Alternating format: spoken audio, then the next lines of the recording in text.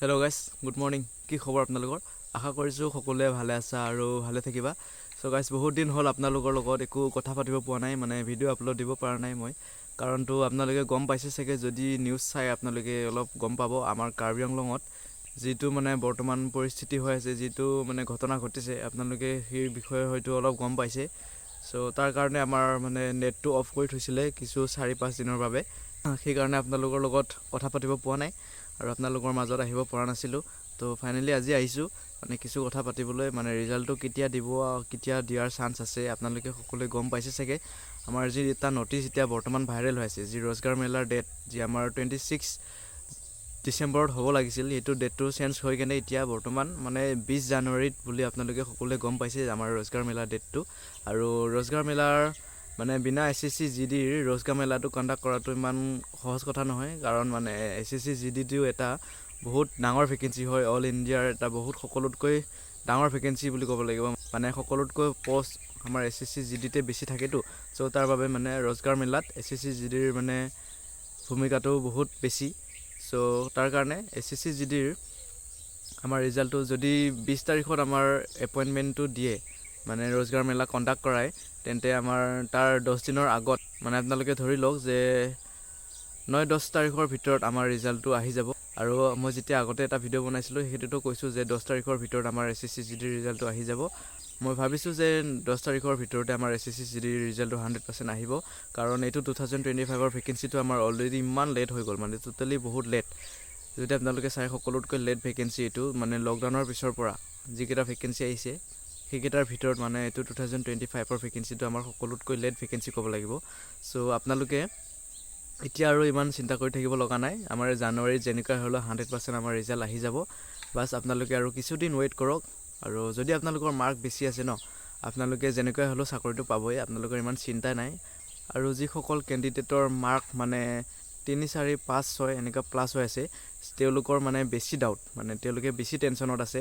না তেওঁলোকে ভালকৈ নতুন ভেকেঞ্চিৰ বাবে প্ৰিপেৰেশ্যন কৰিব পাৰিছে, না কিবা কামত তেওঁলোকৰ মন লাগিছে। মই এইটো নিজে ফিল কৰিছোঁ আগতে, আৰু এতিয়াও বৰ্তমান মোৰো ডাউট আছে যে মোৰো নাম আহিব কি নাই। ময়ো এটা টেনশ্যনতে আছোঁ, মানে মোৰো ষ্টাডিত মন লগা নাই এতিয়ালৈ নতুন ভেকেঞ্চিৰ বাবে। চ' মানে বহুত দিনৰ মূৰত আজি মই এটা মক টেষ্ট লগাইছিলোঁ, আমাৰ RWৰ যি মক টেষ্ট আহিছিলে। চ' তাত মানে মই এটা মক টেষ্ট দিছিলোঁ, তাত অনলি মোৰ মাৰ্ক আহিছে 65।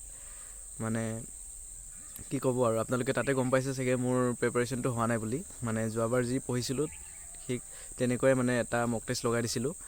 চ' বহুত কম আহি আছে। বাকী চেষ্টা কৰিম ময়ো যে মক টেষ্ট এতিয়া আৰু ভালকৈ ষ্টাডি কৰিবলৈ। জাষ্ট খালি ৰিজাল্টৰ ৱেইট কৰি আছোঁ। ৰিজাল্টটো যদি ভাল আহে, চাকৰিৰ বাবে ৰেডি হ'ম, আৰু যদি বেয়া আহে, নতুন ভেকেঞ্চিৰ বাবে ৰিষ্টাৰ্ট আৰু প্ৰিপাৰেশ্যনটো কৰিবই লাগিব, কাৰণ আমাক এটা চাকৰি লাগেই। আমাৰ SSC/GD 2025ৰ ৰিজাল্টটো 100% আমাৰ জানুৱাৰী মাহত আহি যাব, মানে 9-10 তাৰিখ আপোনালোকে ধৰি ল'ব পাৰে। আৰু কিছুদিন, জাষ্ট 8-9 দিন আপোনালোকে ধৰি লওক, আৰু যিমান দিন ধৰে, এইকেইটাই দিন আমাৰ হাতত আছে। ৰিজাল্টটো যেনেকৈ হ'লেও আহিবই। বাকী যিসকল কেণ্ডিডেটে নতুনকৈ এপ্লাই কৰিছে আৰু তেওঁলোকৰ মানে আজি যিহেতু লাষ্ট ডেট আছিলে নতুন ভেকেঞ্চিৰ এপ্লাই কৰাৰ, এতিয়াও বৰ্তমান ডেটটো আছে, মানে 31 তাৰিখলৈ আছেতো। চ' আজি 31 তাৰিখ, আজি আপোনালোকে এইটো ভেকেঞ্চিৰ এপ্লাই কৰাৰ লাষ্ট ডেট হ'ব 2026ৰ। আৰু যিসকল কেণ্ডিডেটে এপ্লাই কৰিছিলে, তেওঁলোকৰ মানে কিছু হয়তো ভুল হ'ব পাৰে এপ্লাই কৰাৰ টাইমত। যদি আপোনালোকৰ ভিলেজ নাম বা নিজৰ নামে যদি কিবা স্পেলিং মিষ্টেক হৈছে, আপোনালোকৰ বাবেও সুবিধা আছে এইটো কাৰেকশ্যন কৰাৰ বাবে। এইটো কাৰেকশ্যন কৰাৰ ডেটটো হৈছে আমাৰ 8 তাৰিখৰ পৰা 10 তাৰিখ, মানে 8, 9, 10 3 দিন আপোনালোকে সময় পাব। এই 3 দিনৰ ভিতৰতে আপোনালোকে কাৰেকশ্যন কৰিব লাগিব, নহ'লে আৰু পিছত যাই কিনে ডকুমেণ্ট ভেৰিফিকেশ্যনৰ টাইমত বিপদত পৰিব পাৰে। চ' সেইকাৰণে আপোনালোকে কাৰেকশ্যনটো কৰি ল'ব। 8 তাৰিখ, 9 তাৰিখ, 10 তাৰিখ মানে জানুৱাৰীত আপোনালোকে ডেটটো মনত ৰখাব। আৰু বাকী প্ৰিপাৰেশ্যনটো ভালকৈ চলাই থাকক, আৰু ময়ো চলাম লগতে। জাষ্ট ৰিজাল্টৰ ৱেইট কৰি আছোঁ বৰ্তমান।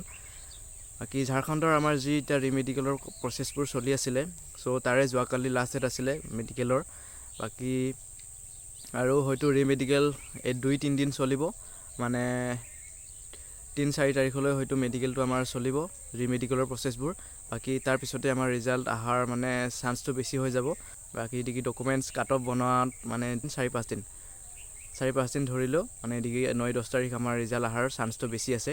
চ' সেইকাৰণে কৈছোঁ আপোনালোকে ৰেডি থাকক, ৰিজাল্টটো আমাৰ যিকোনো সময়ত আহি যাব। বাকী লগ পাম কিছু নতুন আপডেটৰ সৈতে।